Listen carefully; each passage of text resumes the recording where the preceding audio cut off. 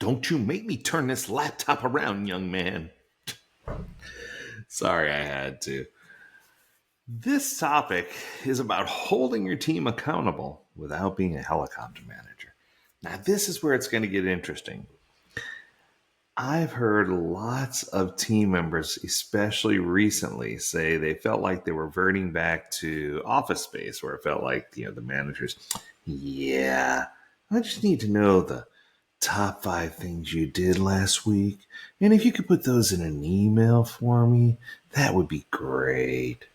Too soon?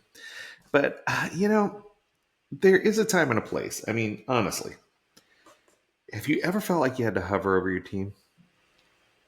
Leading a team is sometimes a work for a sheepdog, right? You need to gather the herd. You need to protect your team. On top of all this, you need to monitor almost every detail of their work and frequently intervene in tasks or decisions because otherwise the needle just doesn't move. It's just so exhausting. Oh boy. When a lack of accountability creeps into your team, someone has to do it. Sadly, people quickly get used to it, and leaders make decisions and count them for mistakes. You don't want that. People should be able to feel accountable and not rely on leadership as the go-to problem solver. Or I'm going to go here, ready? Teams and people should be accountable and not always feel like they have to go to the Scrum Master to solve the problem. A lot of teams should go to the Scrum Master to get the needed resources to help resolve the issue so it's not an ongoing thing. But the Scrum Master is not there just to solve every problem for you. This is a difference between enablement and empowerment. Scrum Masters that enable teams are in organizations that are failing. I'm going to say it again. Scrum Masters that enable teams are in organizations that are failing. Scrum Masters that empower teams to solve problems and give them the tools that they need and then take their time to solve problems the team cannot resolve, that's where your winners are. That's where you're going to have good, high-performing, strong, agile teams. So how do we get there? Well, first we have to define clear roles and responsibilities. This is in my Agile 12-step program. I talk about it often. In fact, I can tell you this is step 3 in the Agile 12-step program. You know the saying, when everyone is responsible, no one is accountable? I think I've heard that once or twice before. I often think about it when multiple people work in the same thing, same project, same office, same product. And I think of teams too, but oftentimes personalities clash, roles clash, who's making decisions. I went to one group and they literally had a scrum master, an iteration project manager, a project manager, a release train engineer. By the time you were done, it was like, who do I even talk to, right? Imagine your work is a pool. To enjoy swimming, you want clear, clean water. So you do your routine without others jumping on you or crossing into your lane. You make sure that you have clear lines so that it's kind of like one of those Olympic pools where you swim with the lines in it, right? But teams often have to swim in a pool with blurry water, sometimes filled with dirt or muck, sometimes even jello, and people jumping around from place to place using each other's heads as little standpoints.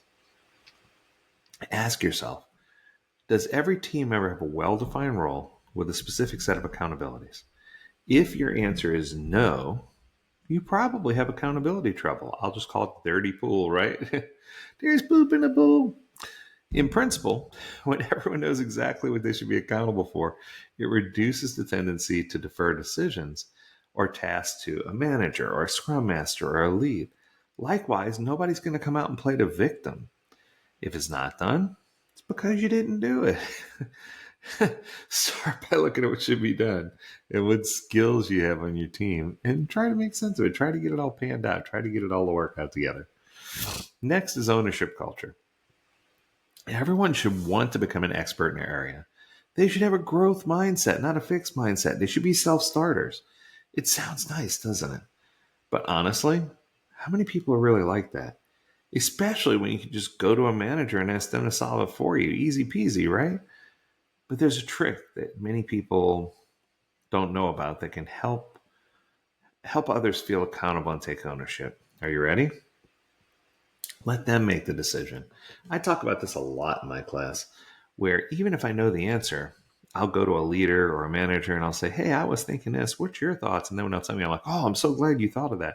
And that's exactly what I thought of before I walked in the room. I'm just leading them down the path, right? Instead of telling them this is what we need to do, let them come up with the options and decide. If you decide and it's wrong, you can be angry about yourself and have a desire to fix it. But if your leaders decided for you, you could kind of ignore it because it's their fault. I don't want to get there, right? So your team members take ownership by getting involved. They might not like it in the beginning, but it can refresh your team's culture a lot. Let them help come up with goals, processes, innovation. Let them help with refinement and doing things like that. Trust me, if you do this, the pool will be easy to swim in and you'll be able to breathe. All right, let's talk about peer-to-peer feedback. Surprise! Well, not really. Communication is the solution to just about everything. If people can talk to each other, I'm going to go here. If people can tell each other off, they can certainly hold each other accountable, right? I've seen organizations where people are walking on eggshells every time Johnny walks in a room or whatever the case may be, or when Stephanie walks in, we got to be careful what we say. You shouldn't be that way. If you are comfortable in your own shoes and comfortable around the other teams, sometimes people jokingly say, "Lee, you make Deadpool look like a PG movie." And it's not that I'm vulgar or profane. It's just I'm very direct about what I have to say. So I think this whole feedback culture, dream big. Team meetings are fueled by people that talk to each other and help each other improve. Effective teams share knowledge. And get this, they share fun and genuinely engage in what they do. Feedback 360 is not feedback is 360, not feedback 360. Yeah, there I said it right. You don't need a manager to tell you what you can improve and work on. All right, here's what we can improve next time, and here's what we can work on. Let's hold hands, go team, right? All you need is the guts to ask around. Your teammates see what's going on. Take advantage of working with a team. Peer feedback is awesome because then it gets to you before leadership comes around and says, "Hey, this is what you're doing wrong." How about this? Recognize consequences and understand rewards. Unpopular strategy? Likely. Let me tell you about one of my colleagues. One of my colleagues did not care about what reports he delivered. He didn't check them. He even put random numbers in sometimes. He cheated clients. What happened to him? Nothing. When he left the company, another colleague took over the job and had a lot to explain to the client when all the mistakes were discovered. The corporate umbrella covers cases like this, but how do you want to hold your people accountable without consequences? When you do your job, okay. When you don't do your job, okay, also. Right? It doesn't, every team needs to have a system in place where there are clear consequences for not meeting goals or expectations. Likewise, they need to have rewards or a reward model in place for exceeding those expectations.